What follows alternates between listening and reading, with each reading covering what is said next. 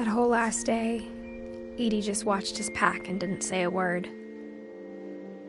Until supper, when she raised her glass and said, "To our final night together, and all our final nights apart." Grandma, you know what I said about alcohol. Some of your medications are very Edith, specific. I left a present for you in the hallway. Why don't you go open it? The grown-ups have to argue now. I'm sorry, you're right. We're all leaving tomorrow. Let's just enjoy our last... I'm not leaving. Edith, you're excused.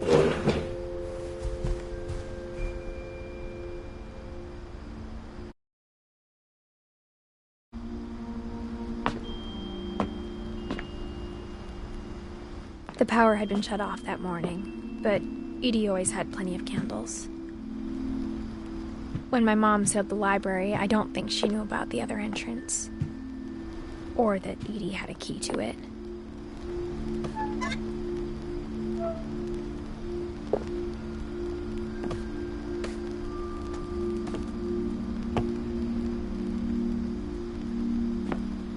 That thing you're afraid of isn't going to end when you leave the house. Edith has a right to know these stories. My children are dead because of your stories.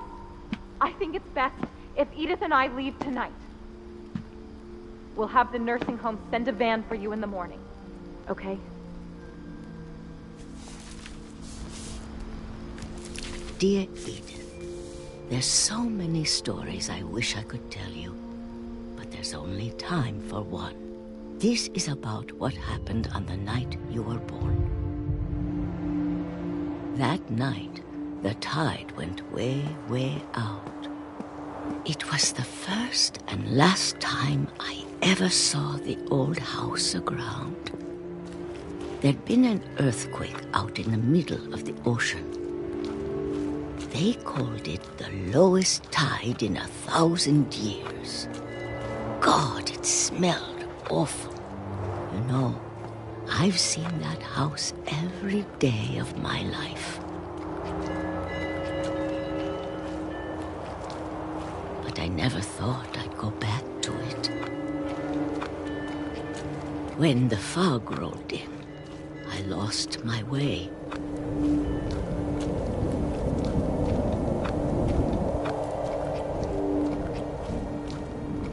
I got turned around.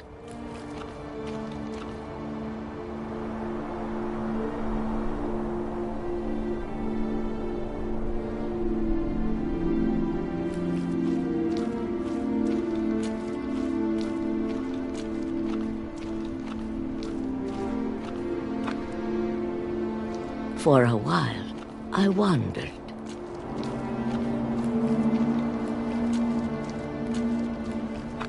I started seeing things.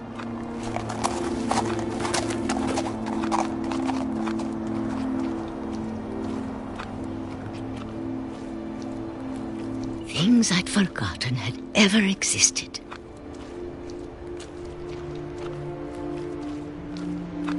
But when I saw them, they felt like old friends. That night, a lot of things came back to me.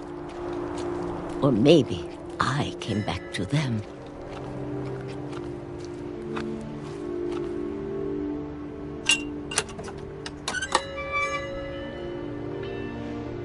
Things I can't explain, but that I need you to try and... Edith, what are you doing in here? It's mine! Edith! Mom, you're gonna rip it! Let go! I kicked and screamed, but Mom dragged me to the car.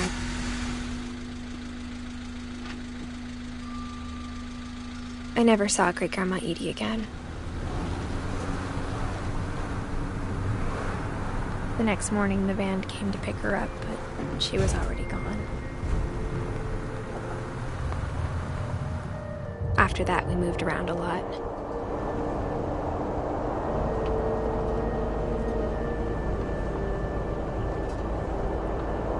We both tried to make the best of it.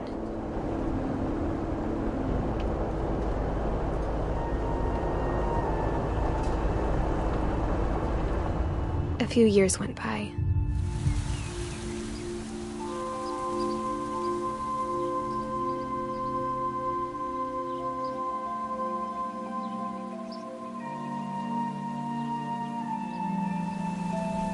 My mom didn't like to talk about it.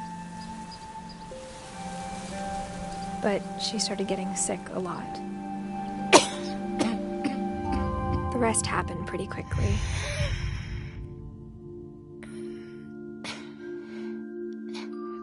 She got better for a while,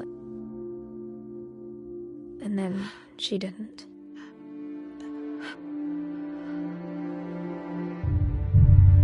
And then I was alone.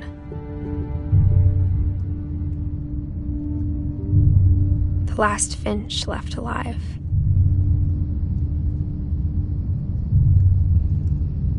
Until I found out about you. I'm still not sure what to tell you about all this. If we lived forever, maybe we'd have time to understand things. But as it is, I think the best we can do is try to open our eyes. And appreciate how strange and brief all of this is.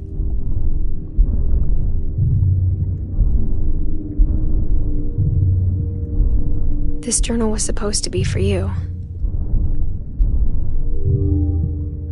But now I hope you'll never see it. I just want to meet you and tell you all these stories myself.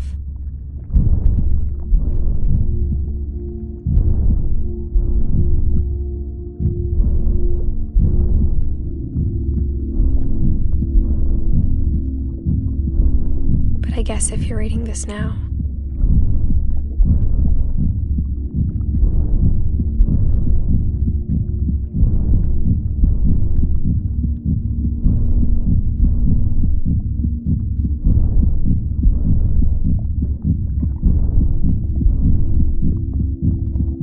things didn't work out that way.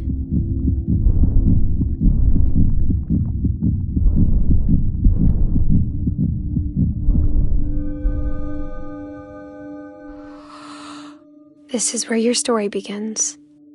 I'm sorry I won't be there to see it. It's a lot to ask, but I don't want you to be sad that I'm gone. I want you to be amazed that any of us ever had a chance to be here at all. Good luck.